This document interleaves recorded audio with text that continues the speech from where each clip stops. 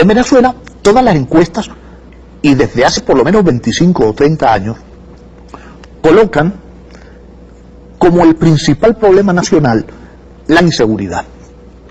De hecho, esas mismas encuestas señalan que el 80%, al menos el 80% de los ciudadanos creen que su peor problema es la inseguridad.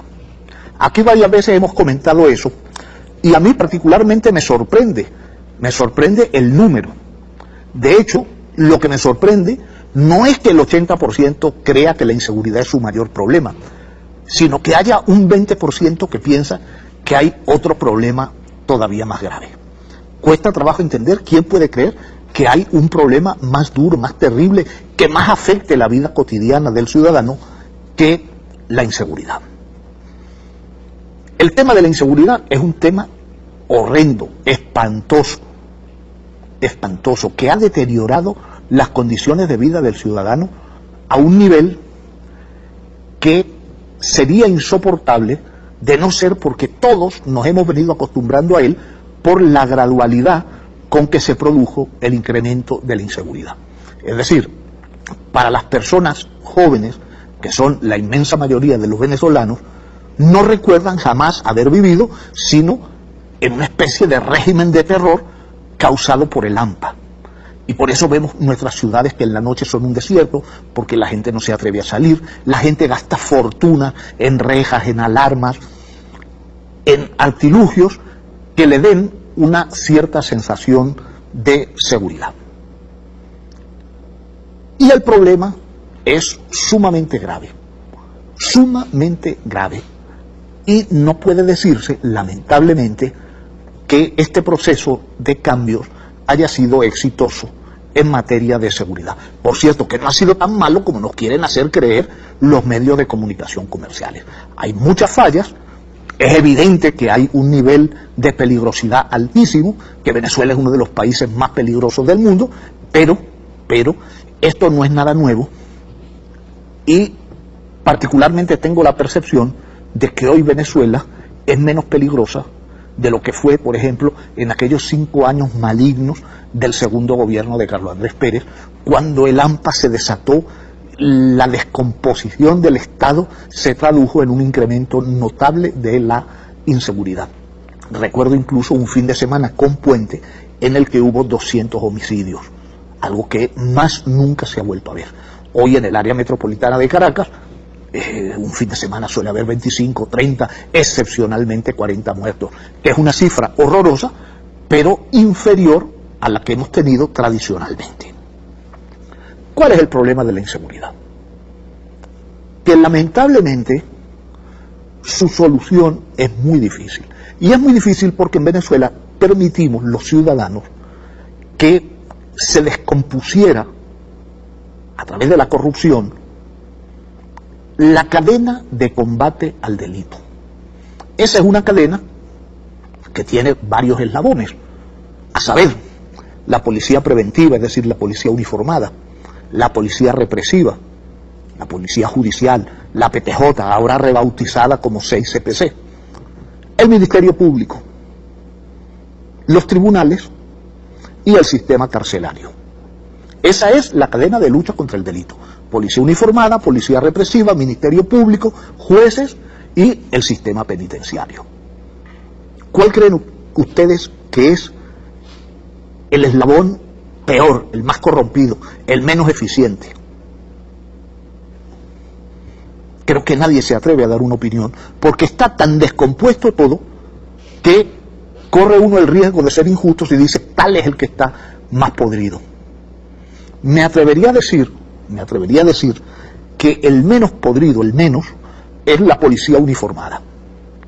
En buena medida, gracias a la creación de la Policía Nacional Bolivariana, que es un cuerpo que funciona bastante bien, con las limitaciones que le da, primero, que es una policía nueva, que todavía no cubre todo el país, y que las policías uniformadas, las policías preventivas de orden público, tienen una función muy limitada, especialmente cuando el problema del AMPA está ya desatado.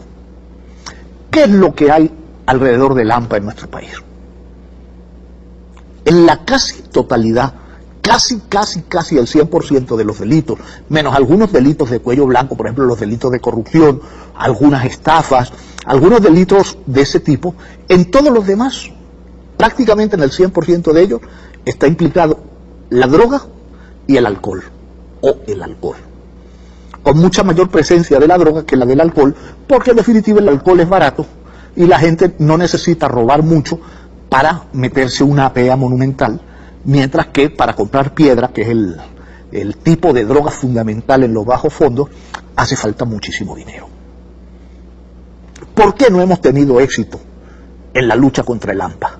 Y fíjense ustedes que la izquierda, cuando se convierte en gobierno, abandona esa subcultura estúpida de la comprensión del delincuente para utilizar métodos draconianos muy duros para garantizarle la seguridad al ciudadano, que es la principal obligación del Estado, garantizarnos la seguridad. Todo lo demás viene después, pero la vida y la seguridad tienen que estar garantizadas. Los gobiernos de izquierda son draconianos con el AMPA, pero draconianos. En los países donde gobierna la izquierda incluso existe la pena de muerte. Caso de Cuba, donde existe la pena de muerte. Se aplica rarísima vez, tienen años que no la aplican, pero ahí está, por si se hace necesario. Y un cubano puede andar de día, de noche por la calle sin el menor temor a nada, como no sea que le caiga un rayo, una cosa de esa. Pero el AMPA virtualmente no existe en ese país. Ustedes imagínense China, un país de 1.300 millones de habitantes, de ciudades gigantescas. Las ciudades grandes son el paraíso del AMPA, porque te pueden robar y más nunca ves a ese ladrón. Y sin embargo China, donde gobierna la izquierda además muy radical, allí no hay delito, prácticamente no existe. Y allí sí existe también la pena de muerte, que no solamente está plasmada en el Código Penal, sino que la aplican con regularidad. Y curiosamente, al que le aplican la pena de muerte, no reincide en el delito. Aunque suene a chiste malo, pero es una realidad. El que recibe su merecido, más nunca delinque. Nosotros, por el contrario, hemos tenido una conducta pequeño burguesa de pensar que el delincuente es una víctima. Y mentira, no es ninguna víctima. Las víctimas son los que sufren al ampón, que son excluidos, que pobrecitos que roban porque son pobres, para llevarle comida a su madrecita enferma o para comprarle los útiles escolares a sus hijos. Eso es una ridiculez pequeño burguesa. Ridiculez. Primero, los delincuentes no son pobres, los delincuentes son ricos, los delincuentes ganan verdaderas fortunas, muchísimo dinero, pero muchísimo dinero. Nadie gana tanto como los delincuentes. El delincuente lo dilapida, se lo gasta en drogas, se lo gasta en parrandas, pero dinero gana a manos llenas. Y dice, claro, es que vive en el barrio. Sí, efectivamente, el delincuente vive en el barrio, pero podría mudarse tranquilamente al country club. Dinero no le falta para ello. ¿Qué es lo que ocurre? Que en el barrio está mucho más seguro. Barrios donde no entran los vehículos, donde tienen su cadena de seguridad que les permite huir con relativa facilidad, y por eso el malandro no quiere salir del barrio, a pesar de que le sobra con qué, cada vez más, porque ese es un problema terrible que se nos está presentando en Venezuela, que podemos ir por la vía de México, porque se está produciendo un fenómeno capitalista con el AMPA, la acumulación de capital.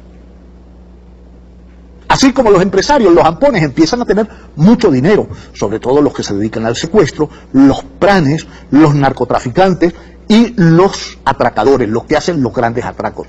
Empiezan a tener mucho dinero, a sobornar autoridades, y por esa vía se llega a México. A México, donde las policías, donde las autoridades, donde el gobierno en su conjunto es el enemigo del ciudadano. Aquí ya lo tenemos, ya tenemos ese problema. Aquí hay delitos como el secuestro, los piratas de carretera y el narcotráfico, en menor medida, que no pueden funcionar sin el apoyo de alguna autoridad. Es imposible realizar un secuestro si no tienes en la banda o un guardia nacional o un policía del 6CPC. Es materialmente imposible delinquir en esas áreas sin el apoyo policial. Y nosotros no hemos sido eficientes para depurar esos dos cuerpos. Se logró hacer en algo un poco más pequeño, que no tan pequeño como la Policía Metropolitana. Se logró depurar ese cuerpo, no hubo más remedio que disolverlo. Y creo que la seguridad mejoró un poco con la salida de la Metropolitana, a pesar de que la gran mayoría de los funcionarios de ese cuerpo eran gente decente y tenían que disimularlo, porque era tal la corrupción del organismo que el funcionario, si sabían que era decente, se exponía a represalias de quienes realmente lo controlaban.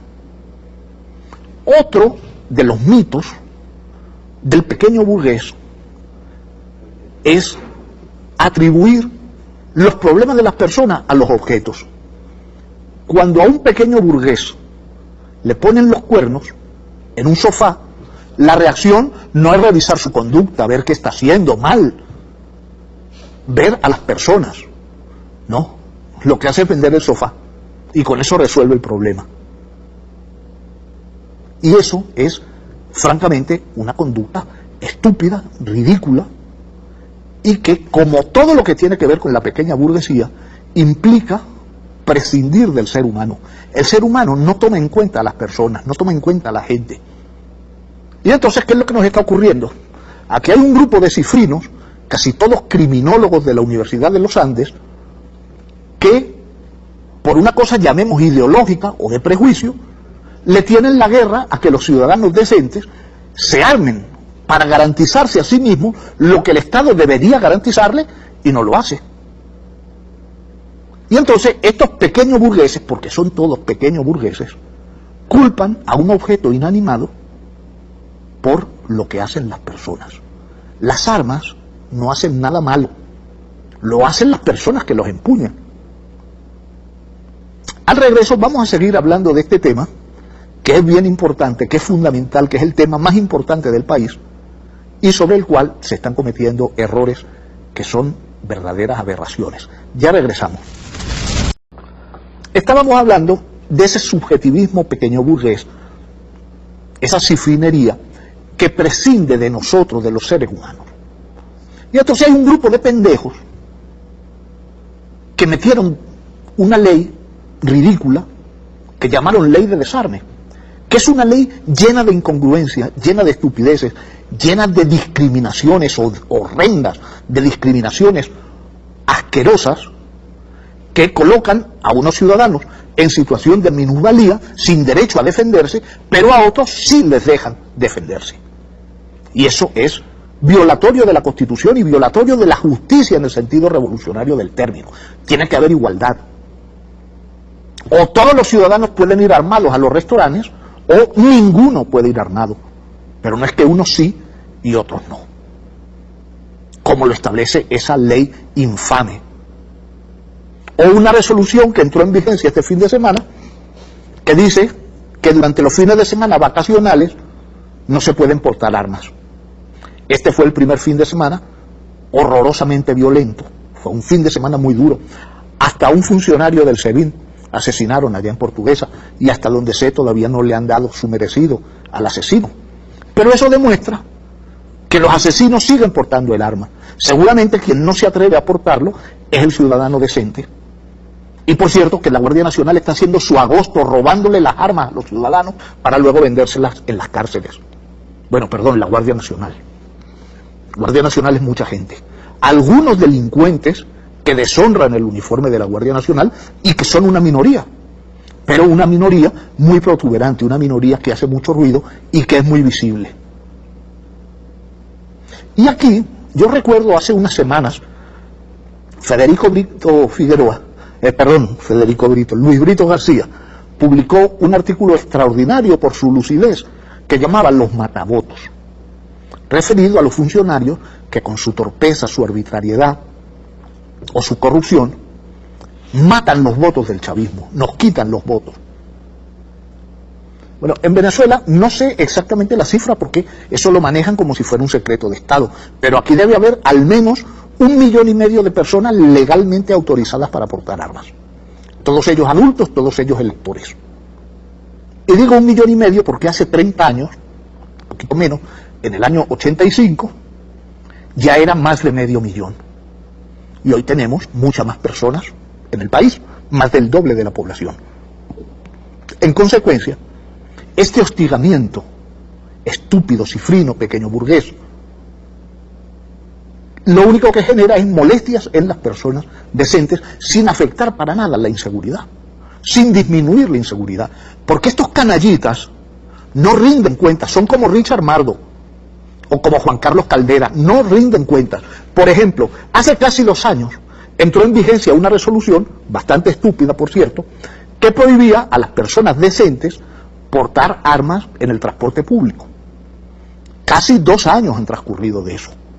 ¿A usted le han informado de cuáles han sido los efectos de esa medida? ¿En cuánto se han reducido los delitos en esas unidades de transporte colectivo? Bueno, yo se lo puedo decir, no tengo la cifra exacta, pero se ha incrementado notablemente los atracos a las camionetas por puestos. Recuerdo que en un solo día, en la línea que va a la Universidad Santa María, ahí por Mariches, atracaron 5 unidades en un solo día. Y es la manguangua para el atracador, porque sabe que nadie va armado allá, que nadie le va a dar su merecido, nadie va a poder defenderse, porque con esas normas vulneran el honor de las personas. Y lo mismo, hace 1 año que se aprobó la norma que impide que la gente pueda ir armada a los restaurantes. ¿A usted le han explicado cuál ha sido el resultado, el efecto de esa norma estúpida, promulgada por estúpidos, aplicada por estúpidos? ¿Le han dicho cuál ha sido el efecto? No, porque no lo han cuantificado. Porque otra cosa que caracteriza al pequeño burgués es que no mide, no estudia, no analiza, no cuantifica.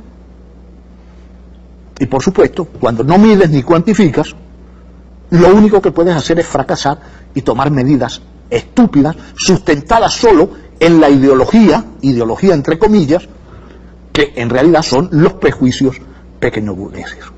Tienen que rendir cuentas, como Mardo tiene que rendir cuentas. Hay que rendir cuentas de los efectos de las medidas. Y un funcionario decente, racional, dice, bueno, esta medida logró estos resultados, es maravillosa, la mantenemos.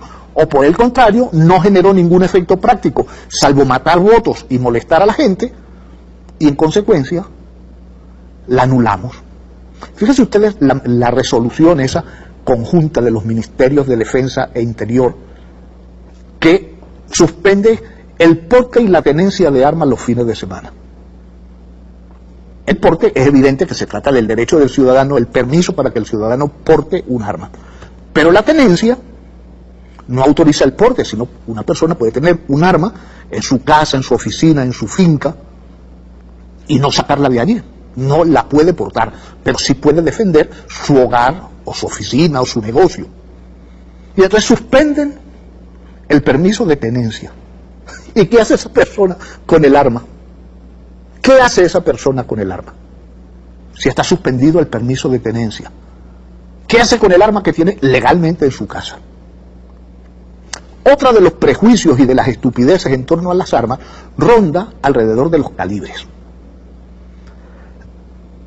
Los cifrinos, los pequeños burgueses, están en la idea de que los grandes calibres son más peligrosos que los pequeños, porque el cifrino, el pequeño burgués, no estudia y no se da cuenta de que un calibre pequeño es exactamente igual de mortal y de mortífero que uno grande, a veces más peligroso, porque tiene mayor alcance. Una balita 22 es mortal, es la bala que va más veloz, que tiene más capacidad de penetración, que tiene un alcance extraordinario, que puede matar a varias cuadras. Sin embargo, no sirve como arma de defensa, porque no tiene lo que se llama poder de parada, el poder de detener a un delincuente, de causar un impacto importante. Y realmente el único calibre que sirve es el calibre 9 milímetros. Los hay mucho mayores, el 44 Magnum, el 45, el .40, pero ¿por qué creen ustedes que las Fuerzas Armadas en el mundo entero usan 9 milímetros? Porque es lo que funciona. Y entonces los cifrinos pequeñoburgueses que hicieron la ley esa ridícula, no regularon los calibres y sobre todo el tipo de munición. Y entonces permiten que en la ciudad se porten balas ojivales. Incluso hay jueces ignorantes que casi que consideran delito portar esas armas de carga hueca. Y obligan a usar lo que debería estar prohibido, la bala ojival de alta penetración, que puede dañar a un tercero después de herir al objetivo. Pero así son los pequeños burgueses. Les suena grave determinado calibre, y como son ignorantes, como los que hicieron la ley de desarme no tienen ni idea de lo que es esas cosas, aprobaron esa estupidez. Y luego se permite, por ejemplo, que los organismos de seguridad policiales y militares anden en la ciudad con armas que no deberían andar, por ejemplo con un FAL o con una AK, porque esa no es un arma adecuada para la ciudad. Tiene mucho alcance, mucha penetración, poco poder de parada, y puede causar heridos o muertos a muchísima distancia, 600 metros, 700 metros. Pero nuestros cifrinos les daba grima que un civil decente, honorable, pueda defender a su familia con un calibre adecuado. Y no es solo defender a su familia, es defender a su patria. Ustedes ven la odisea que tiene Estados Unidos con todo y su poder bélico en Irak y en Afganistán, donde no han sido capaces de establecer un gobierno pelele, donde todos los días hay resistencia. ¿Gracias a qué? Gracias a que en países como Irak no había un hogar que no tuviera un arma en su casa, y generalmente armas largas. En el mercado de Bagdad se compraba una AK-47, obviamente no un arma tan sofisticada como el AK que tiene la Fuerza Armada Venezolana, pero absolutamente funcional, perfecto, por menos de $100, usado pero en perfectas condiciones. Pues esas son armas eternas. Y vaya que se lo han puesto duro al imperio. ¿Ustedes saben quién entendió esto clarito? El presidente Chávez. Fíjense lo que dijo sobre este tema.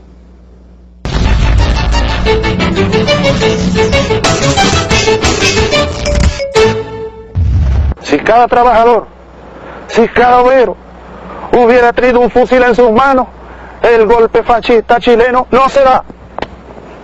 Frase de Fidel, pero que a uno se le metió aquí: si cada trabajador, si cada obrero hubiera tenido un fusil en sus manos, el golpe no se puede dar.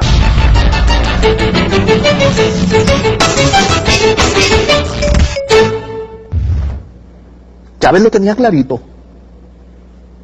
¿Cómo se defiende a la patria si hay unos chupatintas que quieren desarmar a la gente? ¿Cómo Carrizo se defiende a Venezuela de una invasión gringa si quieren desarmar a los venezolanos de bien, a los venezolanos honorables? Es decir, se hace exactamente todo lo contrario a lo lógico y a lo conveniente.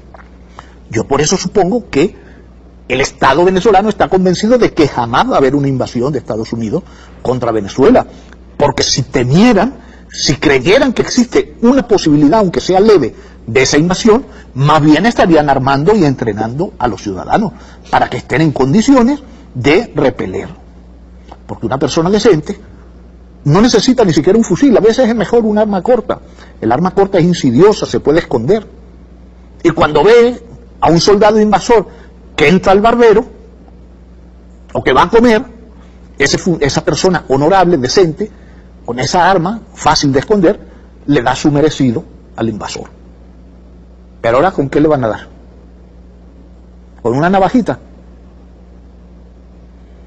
Es que no quieren a Venezuela, o no son capaces de medir las consecuencias de las estupideces que aprueban. Vamos a una pausa, enseguida estaremos de regreso. Yo no sé si a ustedes les llama, como me llama a mí la atención, poderosamente el que la ley de desarme sea un invento de Primero Justicia. Los que primero plantearon ese tema fueron los cifrinos de Primero Justicia. Y yo me imagino que ellos sí saben por qué. Porque quieren ponerle la cosa fácil a Estados Unidos si deciden invadir Venezuela y ponerlos a ellos al frente del país. No quieren que el venezolano decente esté armado para poder defender a su patria. Y curiosamente, creo que es la única cosa que se ha aprobado en la Asamblea Nacional por unanimidad, con el voto de los pitiyanquis.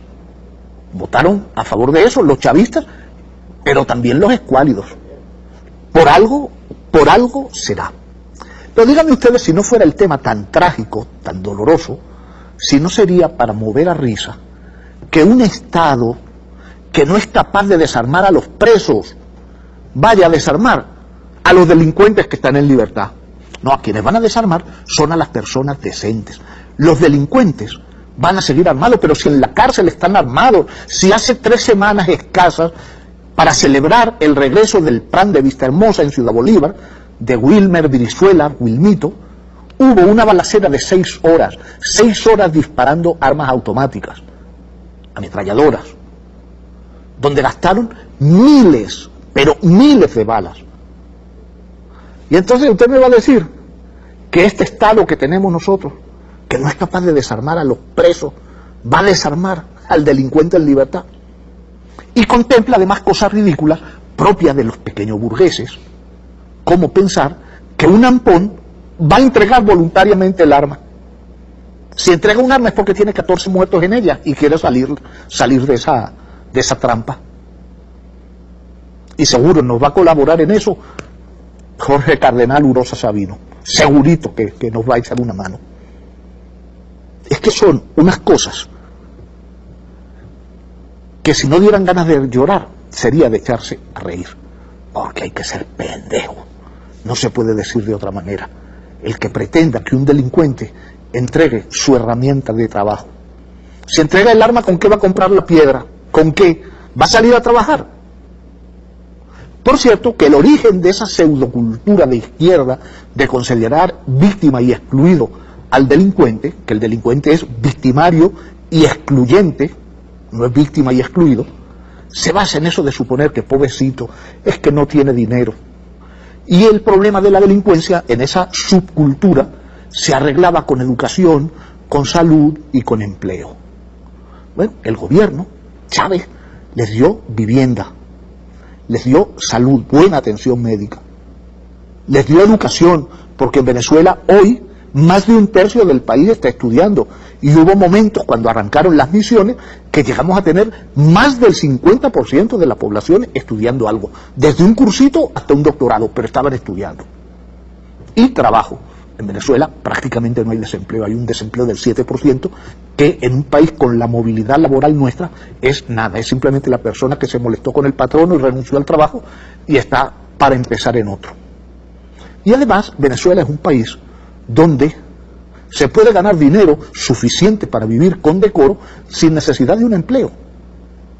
Y ni siquiera hace falta meterse propiamente en la economía informal organizada, es decir, montar un tarantín, ser comerciante. No, aquí en Venezuela una persona que salga temprano de su casa, en la mañana, con disposición de trabajar, lavando o puliendo carros, cuidándolos, haciendo cualquier trabajo de esos aparentemente poco productivos, bueno, esa persona regresa a su casa con dinero, seguramente más que si estuviera trabajando y ganando salario mínimo.